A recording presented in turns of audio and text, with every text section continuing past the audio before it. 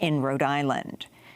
The Associated Press is reporting some 250 infants, children, and teenagers have been locked up for up to 27 days without adequate food, water, and sanitation at a Border Patrol station near El Paso, Texas.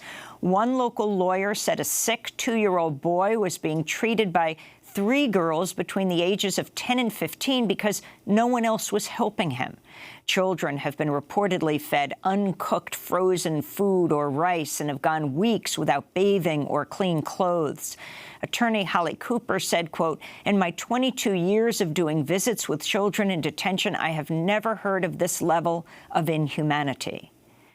This comes as the Trump administration argued this week in federal court that the government is not required to provide soap, toothbrushes, or beds to children detained at the border. Justice Department Attorney Sarah Fabian made this argument before a 3-judge panel of the 9th U.S. Circuit Court of Appeals in San Francisco Tuesday. All 3 judges repeatedly questioned the government's claim. This is Judge Wallace Tashima. If you don't have a toothbrush, if you don't have soap, if you don't have a blanket, it's not safe and sanitary. Wouldn't everybody agree to that? Do you agree to that?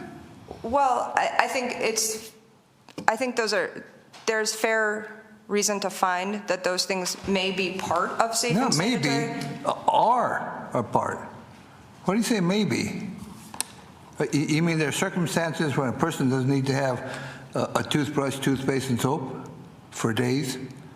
Well, I think in CBP custody, it's frequently intended to be much shorter term. So it may be that for a shorter term stay in CBP custody that some of those things may not be required.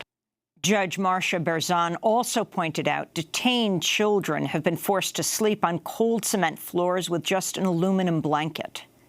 You're really going to stand up and tell us that being able to sleep isn't a question of safe and sanitary conditions?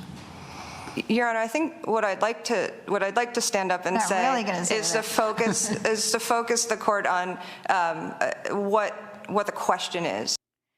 In other immigration news, a group of Japanese Americans who were once held in U.S. internment camps are planning to protest outside Fort Sill in Oklahoma Saturday. During World War II, the U.S. government imprisoned about 700 people of Japanese ancestry at the base. There were over 100,000 Japanese and Japanese Americans imprisoned around the United States. Earlier